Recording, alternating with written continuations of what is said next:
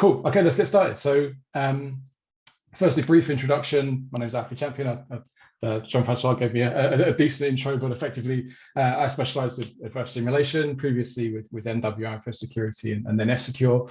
I've spoken a few different places previously, most recently in Chicago for Blue Team Con, and contributed a bit to offensive security tooling as well. While it's still running, you can follow me on Twitter, and I've got a blog there as well if you want to take a look at that. I'm going to be talking today about maximizing the value of attack detection tooling with purple teaming, specifically with atomic purple teaming. So I'm going to dive in first, I guess, at the start of this, which is common problems that a new SOC faces. So this could be, maybe you've purchased some tools as a business, you purchased some tools, you've got some detection capability, you've got some SOC analysts set up, maybe you've got lots of dashboards, but that, of course, is not the sum total of what a SOC does or can do. So how do we take that from, the very, very start of that maturation journey right through to something that's really fit to take on the threats that it's likely to face? So first common problem I would suggest there is coverage issues. Now, this is a very unsexy, I guess, one common issue, which is effectively just the engineering effort behind a SOC even running, not even including detection engineering, but just like basic engineering. Second issue is untuned tools, and a companion to that is tooling familiarity. So we're going to dig into some of these. These aren't all of the problems, admittedly. They're things like lack of process or incident tracking, whatever, but just going to highlight these three for the purposes of today. So coverage issues. SOC infrastructure is immensely complicated, and actually deploying it, maintaining it, testing it is a massive undertaking. Everything from firewall changes to ensure you've got log collection or kind of incident response capabilities from your EDR agents. You might have complex ingestion pipelines for your logs. They could be geographically dispersed. They could have lots of enrichment going on that could potentially fail, and could potentially fail silently as well. And this doesn't even mention things like having an up-to-date and complete asset registry, which is non-trivial to say the least for many organizations, particularly at a large scale. Second one I would mention is untuned tools. Effectively here, one size doesn't fit all, right? When I talk about like tools and maximizing their value, you can kind of consider this in the lens of like an external vendor or even an internal team that are kind of evaluating, say, like an EDR product. But you can also take it as evaluating an entire detection capability. So a SOC, their SIEM, the logs they ingest from all parts of the network. It kind of applies to both, and you can probably use your own intuition to understand where these points are more or less relevant. But things like EDRs will have default capability, of course, we know that. But it almost certainly won't be everything you need. And in some cases, some of the alerts might not be something you particularly want. Your appetite for risk, the way in which your environment operates, the way in which your users, your administrators operate, may be very different to what the EDR provider intends, and therefore, it might not be exactly what you're looking for. And we'll talk more about exactly what that can mean later. And then tooling familiarity. So, like, how do I use this stuff? Like, if I, as a SOC analyst, even as an experienced SOC analyst, I may have like workflows in my head of things I want to achieve, but understanding how to do that in new and unfamiliar tooling, dashboards, portals, whatever, it may not be a simple task. So having the time to get acclimatized, to do the training, and how do you take a given alert through to investigation, to triage, isolate, contain. And it may be that the alerting logic in the tooling that we're talking about here is proprietary. You don't get to see exactly why the alert is fired. You just get the name and the description and maybe some data points around it, which, that might be helpful. That might not be helpful. That varies wildly based on the vendors that you may be using and their implementations of your kind of triage screens, etc. So with those things in mind, we're going to talk a bit about atomic purple teaming, what it is, and you probably had too many definitions of what purple teaming is and even what atomic purple teaming is. So I'll try and keep it light and just apply it to exactly what we're talking about in this talk specifically. So atomic purple teaming, how does that solve the problem? Well, a brief definition I'd put up is that purple teaming is a collaborative exercise conducted by offensive or red and defensive blue teams to test detection and response capabilities and highlight areas for improvement. So when it comes to maximizing attack detection tooling, this should be squarely fitting the bill, right? Atomic purple teaming, then, just to kind of extend that definition, is all of that with the attack techniques being executed in some kind of like isolated or de-chained fashion. And that opens up a ton of opportunities for what we're talking about here, which we'll go into in a second. But just to give you some examples, to put some meat on the bones, I guess. If we take an example attack chain that you might use for initial access, let's say it's using a HTML smuggling attachment being sent via an email. It might be that smuggles an ISO, and that ISO contains a macro-enabled Word document, maybe trying to attempt to bypass markup of the web or something. We may have a VBA macro there that then uses PID spoofing to spawn a new Teams process, and some implementation of process injection to achieve an implant being resident in memory within that Teams process. Maybe this is some kind of attack surface reduction bypass or something. Once we've got that, maybe we can then proceed with some kind of credential access and some Kerberos or some like, Kerberos abuse, or you name it, whatever post exploitation you want to go through for there. So let's take that as our attack chain, our example. Maybe convoluted, maybe necessary, depending on the maturity of the organization that we're dealing with or we operate within. We can quickly split this up into our MITRE tactics. So we can see our initial access is delivered as a spear phishing attachment. We can see our execution. We can see we're using our VBA, our process injection for defense evasion, and we see we're leading through into credential access for whichever form you deem fit there. And we can apply, of course, some technique IDs to those as well. Looking at this from a different lens, then we can take those, we can dechain, we can decouple this process and say, okay, here's the 4 test cases that pretty much make up the attack that we're performing here. So you can see our email delivery, our ISO download, our macro execution, and maybe let's say, for example here, our Kerberosing with Rubius in process, for argument's sake. We're trying to be more evasive and therefore not spawn sacrificial processes or something like that. So great stuff. We've got a list of, well, so far 4 test cases. But very quickly, you're probably going to be thinking, okay, well, what about all of the other threats that I face as an organization? Maybe you're thinking, yeah, what you've described is maybe like what the red team did last summer, but actually there's many more threats that we expect to face and we see every day. It might be that the delivery of an ISO as an attachment is something that you think you're susceptible to. It might be that delivering any of the previous things as links instead of direct attachments is a new problem. It may be that some kind of LNK file delivery, whether in some container format, is something else that you might want to consider. And that particularly is very potent at the moment. We see a lot of that, of course.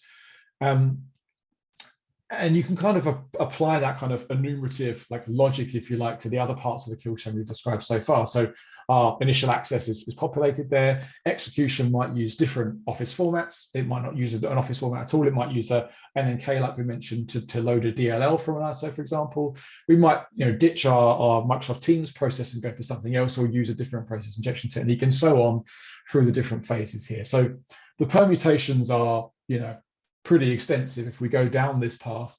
But what we're seeing here is that by taking that attack chain and dechaining, decoupling those and saying we don't have to perform our macro execution once we've delivered that attachment. If we just parked that bit and said we'll do the initial access later, we're going to focus on, can we download ISOs? Do they mount? Do we execute our macros? Do they get detected? All of those different things. We can start to make some serious gains effectively when it comes to coverage, amongst many other things. So benefits of doing this, firstly, is the analysts that you're working with, your SOC analysts, get to see true positive alerts in their portals, and they can refine their triage processes accordingly. So this is a safe environment, right? Like purple teaming, if there's a one-word definition alone, is collaborative. So what we're saying here is we're running our offensive tests, or indeed we're using automation to do something similar. We're working with the analysts to see exactly what these things look like, and so they can see exactly what things look like in their dashboards and perform the triage with no threat of not being quick enough to contain or anything else that might come with a real incident. The white box execution that we're performing here facilitates collaboration and test case permutation, where the SOC has got the maturity to kind of draw that as a requirement from the offensive side. So especially when it's co-located, or even, to be honest, virtually co-located, you can get huge value from this, of course. So if you're running something and then the SOC is saying, oh, well, we detect that, but could you try using as I said before, from the examples, that may be a different office format, can we try using a different process injection? You can, where the skill set exists, you can very quickly adapt, try new things, iterate, especially, as I say, when you've got the maturity within the SOC, you can really have a good sparring partner between red and blue to kind of see what's possible and really test the limits of what you can detect. Another one that maybe is less obvious is point-in-time validation of things like alerting latency, accuracy, and telemetry completeness. So this kind of goes into that, I guess, maybe the unsexy part I mentioned at the start of around coverage issues, but also completeness issues as well. So if we've got a simple command, maybe we're running like a who am I, or like a net command to enumerate domain admins, like you may expect that to be a trivial process creation event, net binary or net 1xe. If that's warning with these arguments, I'm going to get an alert, and maybe you do, but maybe that alert is 15 minutes, half an hour late. That might not be palatable for you. That might also identify that there's some kind of ingestion issues, maybe with the agent, maybe with the deployment at large.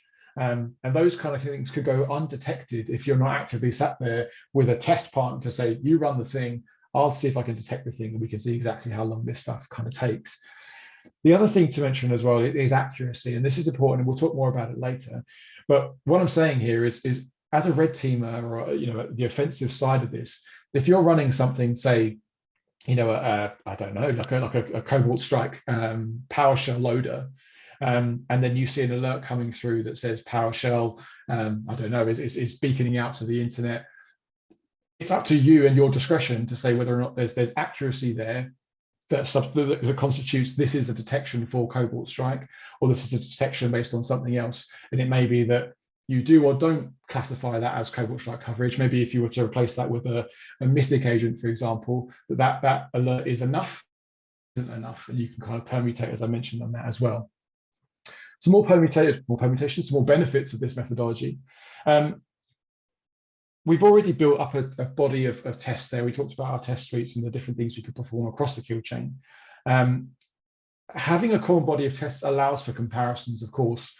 This can be baseline comparisons across deployments. So, for example, if you're an external vendor that's doing like an EDR kind of trade-off, like a cook-off thing between some that the organization may invest in, you can use that common body of tests to say, okay, all things being equal, I've run these 20 tests on this host and this host and this host out of the box, and that's crucial. Out of the box, this is where they lie. This is where this EDR detects 70%, 20%, whatever it might be.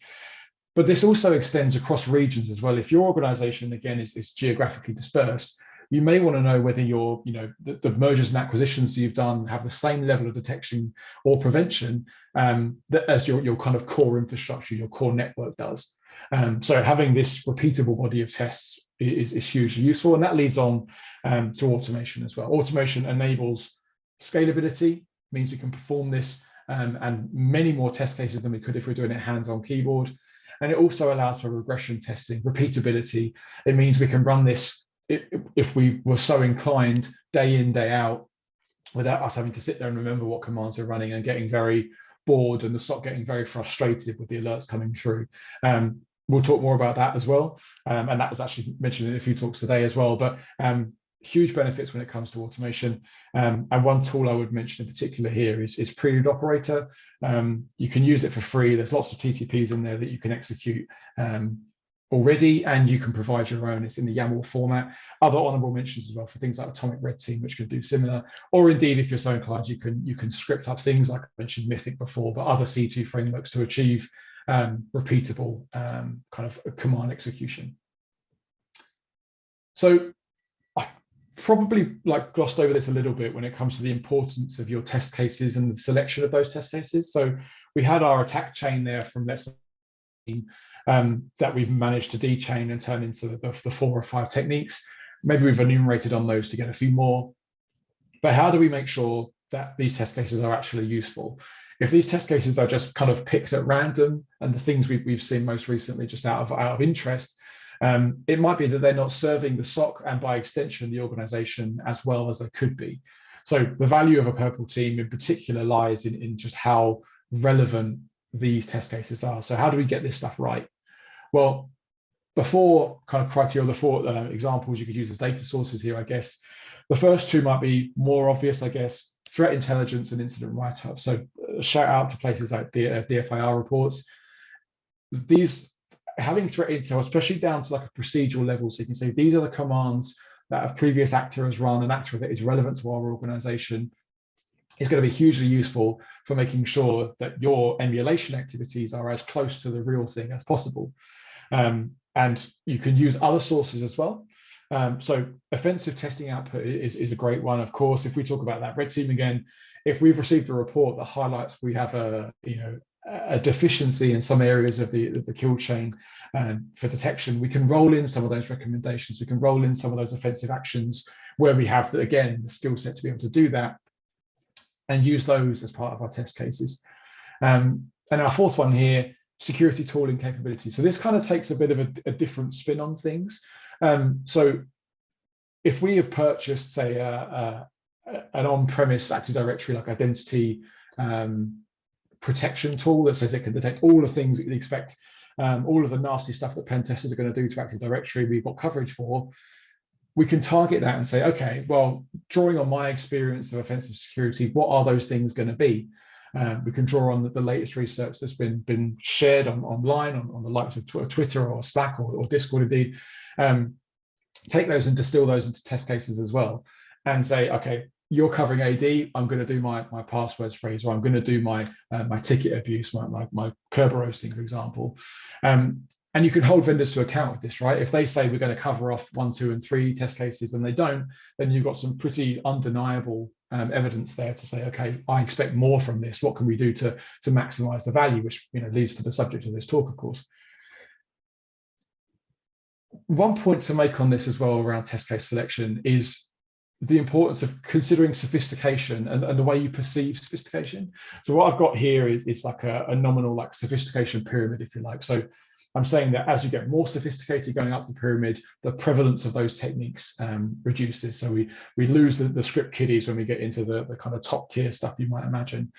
So let's say, for argument's sake, we're talking about our domain admin enumeration again. Let's say at the very bottom we've got just running a net command again. So but we're running our net command just in command prompt. That's the lowest sophistication we're going to go with here. As we move up, we may say, oh, we're going to use some in-memory, so also some PowerShell. So that may prove to be more effective. And then we might say at the top of this, in relative terms, we're looking at some in-memory execution. Maybe we're using Cobalt Strike kind of beacon object files. Maybe we're SOX proxying some queries through there, whatever it might be. Whether you agree or disagree with those that ordering is kind of irrelevant. The point that I want to make, though, is that it's not a foregone conclusion that if you detect something at the top of this pyramid, let's say your EDR provides you with a detection for anomalous LDAP queries from a process that shouldn't make them. So run DLL suddenly started enumerating Active Directory. It doesn't necessarily mean that you have detection for PowerShell activity. And it doesn't necessarily mean that you even have detection for that net command.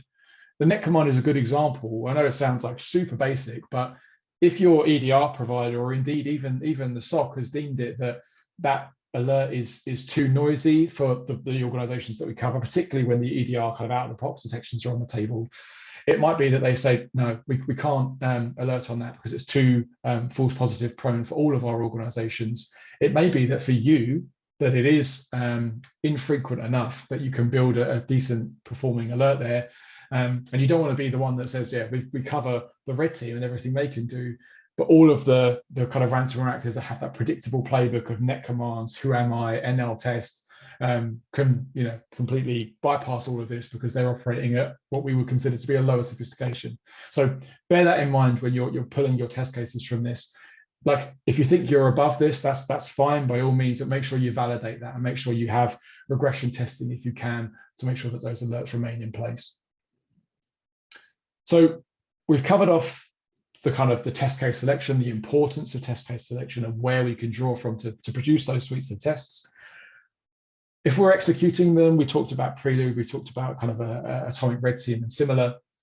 We need to capture those results and we need to capture the results in a way that is going to be useful for the organization and useful for the SOC that we're working with, or working within even. So I've got criteria here that I think are like the bare minimum that you should be capturing, that basically facilitate constructive development of the SOC after this. So the three I'm going to go for here are telemetry, alerting, and prevention. So we'll dig into those. Telemetry first.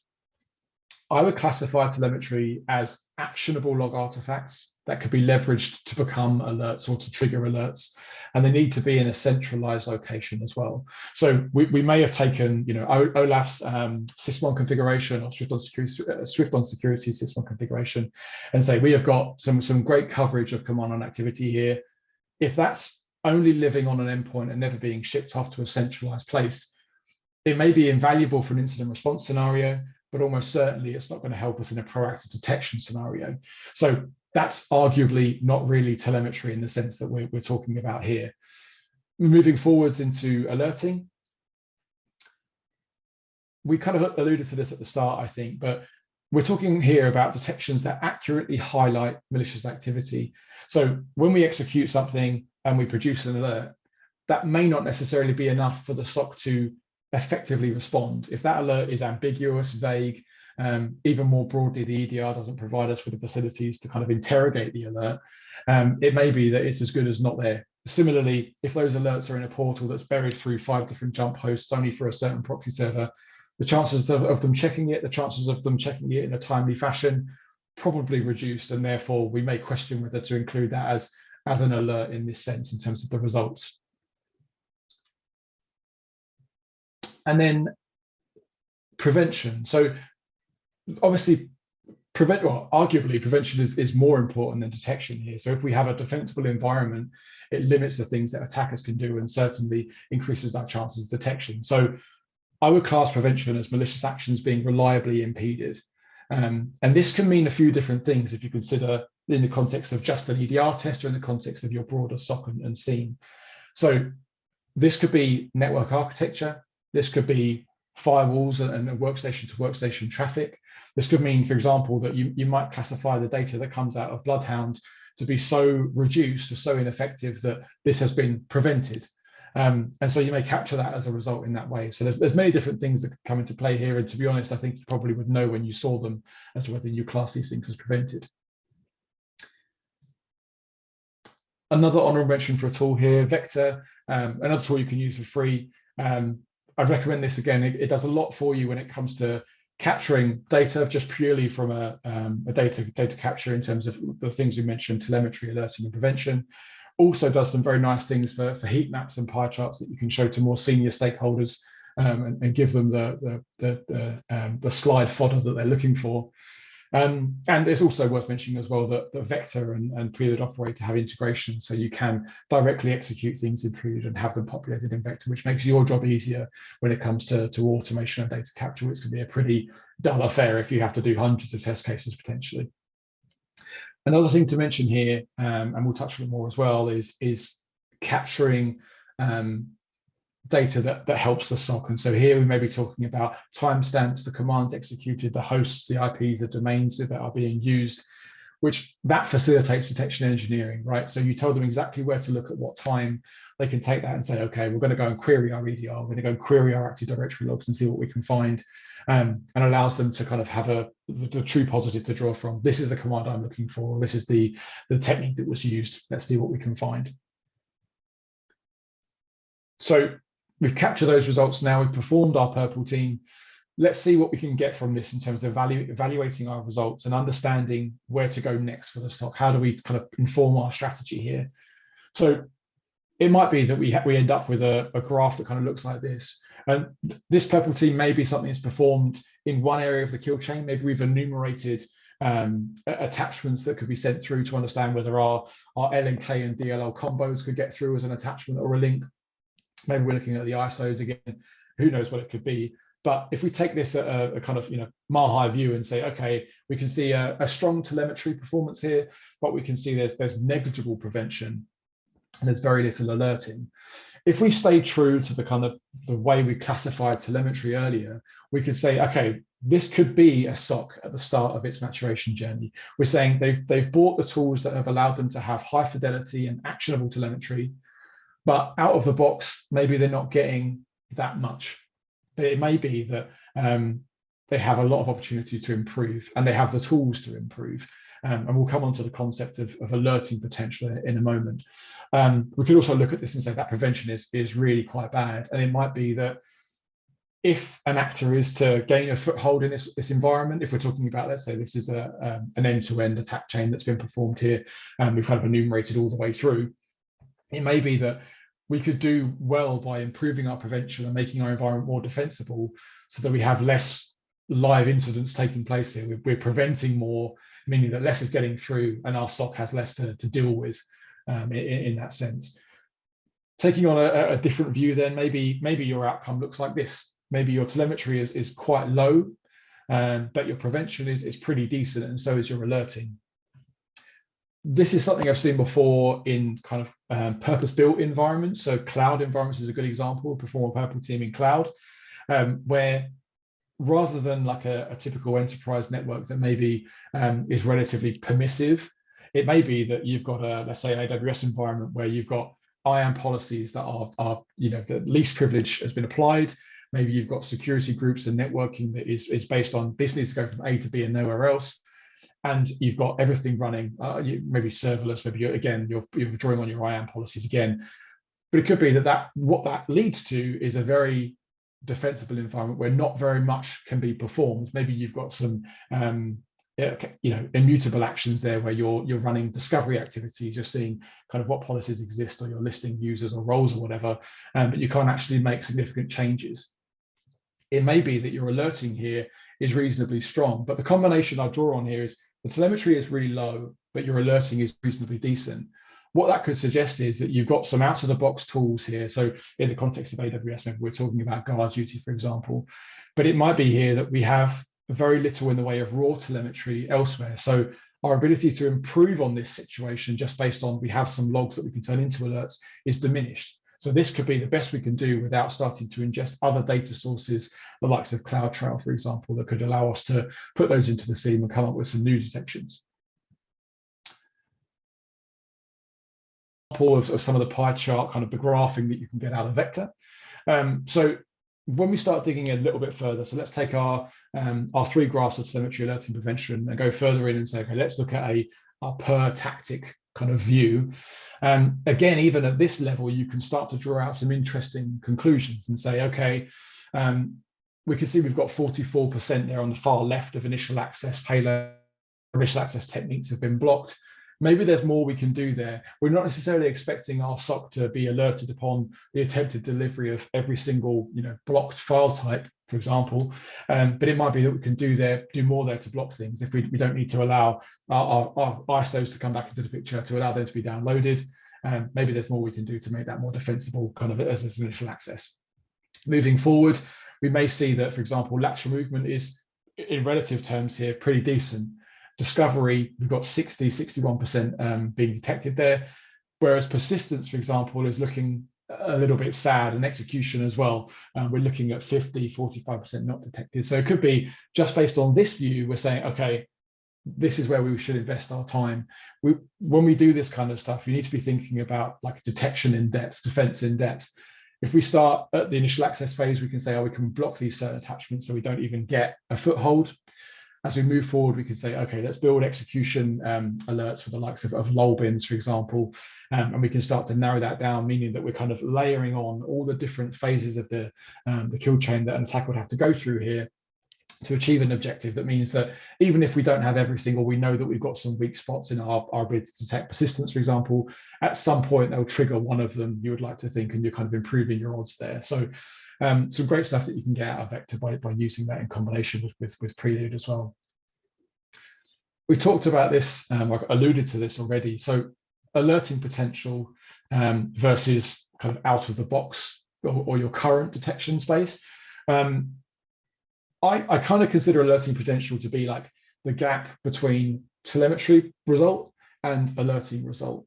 And its alerting potential, there is a lot of nuance, as I'm sure many will agree, in taking that alerting figure upwards north to kind of meet the telemetry value. So we may be looking at persistence and saying, okay, if we're looking at any of these, maybe we're going to start with persistence. We see that as our weak spot.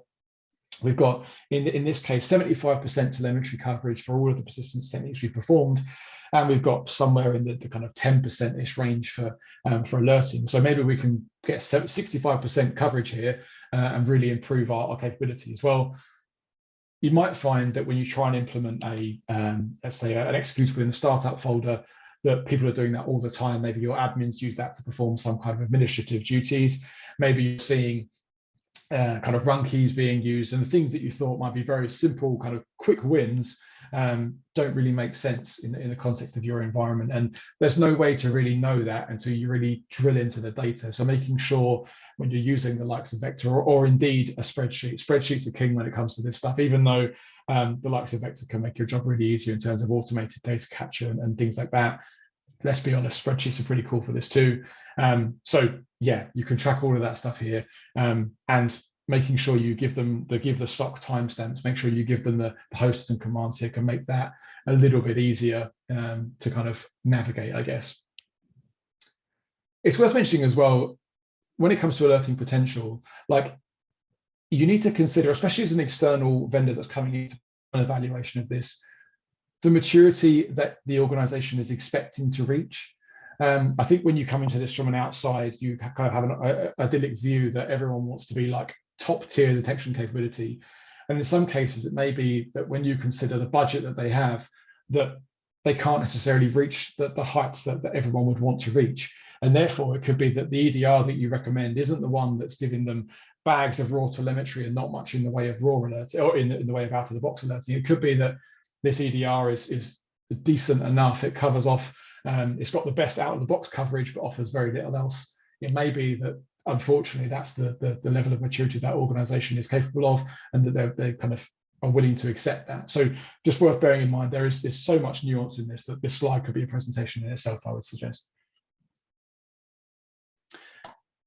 So this is a detection development life cycle. I've taken there, you can see in the link at the bottom, and we can see how our atomic purple teaming, or indeed our purple teaming, even can fit into this, and how it can support the SOC as they build new detections and kind of increase their maturity. So at that requirements gathering phase, that's test case selection, right? We saw that at the very start. We can take our threat intelligence data, we can take our incident write-ups, or indeed we can take the outputs of our offensive activities that have been performed by us or for us, and we can feed those in and say, okay, like we want to build some detections for those things. Let's execute those in the environment, provide the data points that the SOC can draw on to build their capabilities and understand what they're able to detect. And then when the SOC has a level of maturity that they're able to digest this stuff, and as I mentioned, kind of ask more of the offensive side, you can start looking at test case permutations. And that could be, you know, taking that kind of pyramid that we saw before, and we can only really focus on our log bins first, and then we'll move up and ask more and more of the levels of sophistication. Or that could be permutations of using, you know, lol bins, even different ways to run DLL32 to perform like DLL loads or something. And then we continue into that continuous testing kind of phase where we're looking at retesting, regression testing, leveraging the automation, the scalability, the repeatability, and to make sure that our coverage remains as we expect to do, is consistent across our regions, across the different deployments. That, I would suggest, is a level above kind of the very start of a SOC's journey. They need to have some kind of coverage before we can think about maintaining coverage. But indeed, you could take it another way and build on it iteratively to make sure that capability is consistent as you grow. Some considerations then. So not everything here, atomic purple teaming doesn't solve all our problems. It's not a silver bullet. Things you want to consider just as a broader context here, we mentioned custom alerting, right? So it may be that the organization needs or doesn't need, or even doesn't have the ability to leverage custom alerts. Maybe they're lacking detection engineering skills, and they're kind of just looking for tools that they can digest the output from, and that is their detection capability. Raw telemetry availability is kind of obviously the companion to that. So we're saying, do they have telemetry, going on to the third point, that is complete, that arrives in a good time frame, so we're not looking at our 15 minutes, half an hour delays? And do they have the ability to investigate those things? You could argue here that an atomic purple teaming, let's say I'm performing this on an endpoint and I'm running 100 different test cases, that we are giving the analysts the chance to see what these alerts look like in their dashboards. We're giving them the chance to triage, but it's not really in any way representative of a real incident. They're not going to take that and say, okay, what was the initial access vector? How did they move? How did they escalate their privileges? How did they achieve objective? We're not really providing that. We're kind of doing more of like a developmental phase before they can go and test that in an end-to-end scenario, like a red team, for example. So there are, it hurts me to say, but there are pitfalls to this methodology. Some examples to call out, things like machine learning detections. And we mentioned our cloud environments before. We mentioned things like guard duty that could have machine learning based alerts that it can produce. Oftentimes I've come in as an external vendor and done tests like this where it hasn't had a chance to train models, meaning that we're performing kind of what you consider to be a lower sophistication attack that you would again expect something like guard duty or anything else that is based on this kind of like UBA or something to pick up, and it doesn't. And that could well be because it's just been switched on the day before. It's had no chance to understand how the environment operates, how the user entities within that environment operate. So it's not really a fair test. So you need to bear those things in mind when you do this, which kind of leads on to the second point around detection aggregations and risk scoring. So if I'm, again, back at my endpoint performing 100 different techniques, I can guarantee that the SOC are going to be pretty aware of what my host name is, what my IP is, maybe what the domains I'm using are. So it may be that this SOC, this security tool, whatever it may be, has actions that it seems suspicious, but they're not going to be surfaced to an analyst immediately. So let's take our example of the net commands, the whoami's, the NL tests. It may be that in our environment, it's not sufficient to alert on those as a one-to-one. Like we run an NL test command and the SOC produces an alert. It may be too noisy, but it may be that if I was to perform a series of those, maybe using like a batch file that we do see again from like kind of ransomware actors that are scripting up their enumeration activities, performing 5 different NL tests, net commands, whoami commands in the space of 30 seconds is enough to produce an alert. And that may be a very viable way to reduce the noise that otherwise would swamp the SOC, or indeed make them miss out on this activity altogether. So worth bearing those things in mind. And it might be that those kind of like micro emulation things are much more relevant here, allow you to leverage those and to test these kind of capabilities in a far more effective way than just dropping 100 techniques onto the SOC at any one time. Another one that maybe is more relevant to EDR, but kind of covers other things like maybe like OS query and similar, scheduled scanners. So if you're running techniques, it may be that your initial execution event, your process injection event, bypassed maybe user land hooks, maybe some other detections that the EDR has as a inline thing. But it may be that every hour, for example, it scans the memory space and it would detect the implant that you've injected. That kind of thing is not going to be given a shot if you're running things and saying, oh yeah, I've got a shell, close that down, we're done, that's a test fail. So consider those things, understand, I guess, that the security tooling that you're up against, what it can offer, what it suggests that it offers, and use that when you're devising the scenarios that you're going to use here. When I've kind of described those test cases, they have been very atomic, but you can, where it needs to be done, stretch those out into the micro emulations again, where you chain together a few of them to demonstrate exactly what the tools are capable of. And again, this doesn't exercise end-to-end response processes. It helps you to build capability. It shows you exactly where the SOC is at in terms of their deficiencies across the attack chain. It can show you maybe that your telemetry is incomplete, that there's latency, that you don't have equivalent coverage across your various regions. But what it can't do is give the SOC a chance to exercise their playbooks and say, okay, this is the alert we've received. How do we investigate? How do we contain and isolate this threat and eradicate it? That's really just not where the strength of this is. So conclusions then. Start at the very beginning here saying detection stacks are complicated. And we've all the way through, there's been a bit of a thread of the importance of automation, of regression testing, and being able to scale this up so that you can check at any given time that you have the capability that you think you do. And this is like a really important point to make here. And I've seen even in very mature outfits where they have some really staggering detection capability, if there was some engineering work that happened over the weekend that meant a certain domain controller's logs have just disappeared into the void, that could really hamper, as you might expect, their detection capability and produce incomplete results that, if I was a threat actor and not a purple teamer, that could have very significant consequences. So bearing that in mind is absolutely crucial.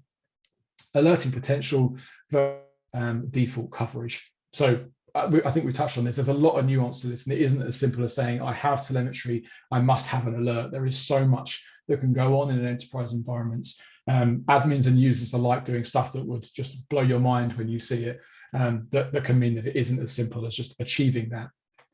And we've seen how atomic purple teaming offers a lot of different things. Evaluating current capability, whether that's a single security product like an EDR, or more broadly your entire kind of detection stack. We've seen how it can familiarize the SOC with their tools. We can highlight areas for improvement across the kill chain or in specific areas of the kill chain. We can log all the data points that are relevant for the SOC, and we can use this to continuously regression test with automation as well. And that is it for me. Thank you very much for listening.